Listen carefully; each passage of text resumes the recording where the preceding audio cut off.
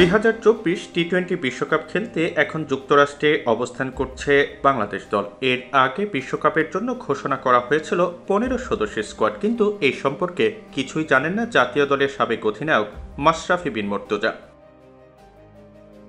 সোমবার Bangladesh Olympic association ভবনের Dutch Bangla অডিটোরিয়ামে বঙ্গবন্ধু কাবাডি টুর্নামেন্ট 2024 উপলক্ষে আয়োজিত এক অনুষ্ঠানে উপস্থিত ছিলেন নর্ডাইল এক্সপ্রেস খ্যাত মাশরাফি। অনুষ্ঠান শেষে বিশ্বকাপে বাংলাদেশের বিশ্বকাপ দল নিয়ে প্রশ্ন করা হলে তিনি বলেন, দল দেখিনি, জানি না কারা আছে।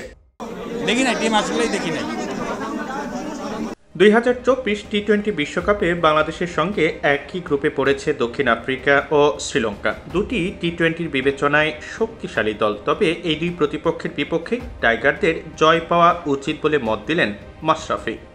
এক্সপেকটেশন হচ্ছে আপনার যা, সাধারণ মানুষের যা, তার বাইরে নিশ্চয়ই আমারও না। আমরা সবাই চাই বাংলাদেশ দল এখানে খেলুক, ভালো খেলুক, এক্সপেকটেশন সেটাই।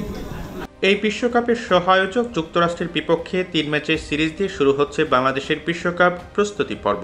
আগামীকাল হবে প্রথম ম্যাচ, পরের 2 ম্যাচ হবে যথাক্রমে 23 ও 25 মে। আর বিশ্বকাপে বাংলাদেশের প্রথম ম্যাচ 8 জুন শ্রীলঙ্কার বিপক্ষে।